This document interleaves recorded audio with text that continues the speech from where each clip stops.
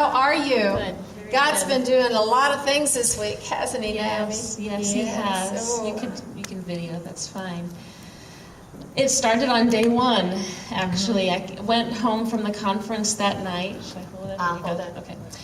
And I was laying in bed. During the conference, I was starting to have back pain, which I've had on and off for about 3 years.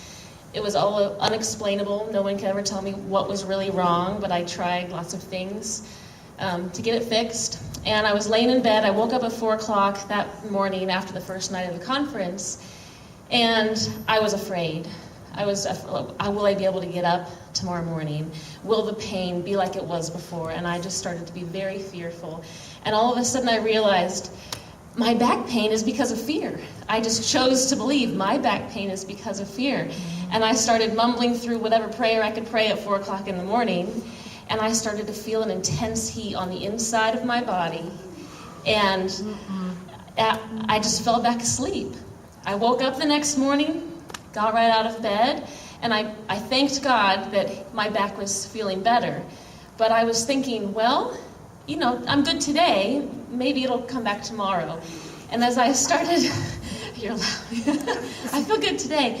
But as I continued day by day, I hadn't had any pain, so I decided, well, maybe I'll scrub my floors.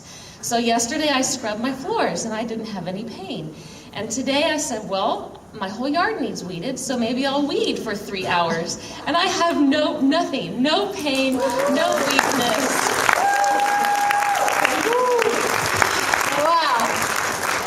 The other part of this story is that after I realized that it was fear for me, the next morning my kids came in, and my daughter had a scary dream. And so I was going to pray for her that fear would leave her. I said, all right, let's take authority over this. We're going to let fear be gone out of her life too. And my son came in and he said, what are you guys doing? I want to do it too. And I was like, well, I know that he hadn't given his life to Christ. And I was hesitant to pray that fear would leave if the Holy Spirit wasn't with him. And I said, well, buddy, have you ever said the prayer yourself? And I thought he would kind of joke with me and say, of course I have, Mom. He said, no, Mom, I never have. He folded his little hands. He bowed his head. And I got to lead him in a prayer of salvation. And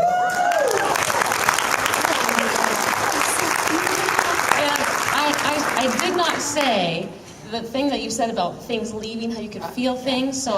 So we prayed for salvation, then we prayed that fear would go and that they opened their eyes. I said, well, did you feel anything? He said, yes, I did. I felt something go right like this when you said fear would leave. And I was just like, I'm calling that confirmation. Yeah, yes, it is. Wow. The child's not going to make that up. Oh, my goodness. And one other small, I don't call it small, but when Sherry was teaching on envy and jealousy, she mentioned people with TMJ. And I've had problems with my jaw clicking and not being able to open it. And right after we did the deliverance ministry that day, I've been able to open my mouth. I even chewed gum yesterday.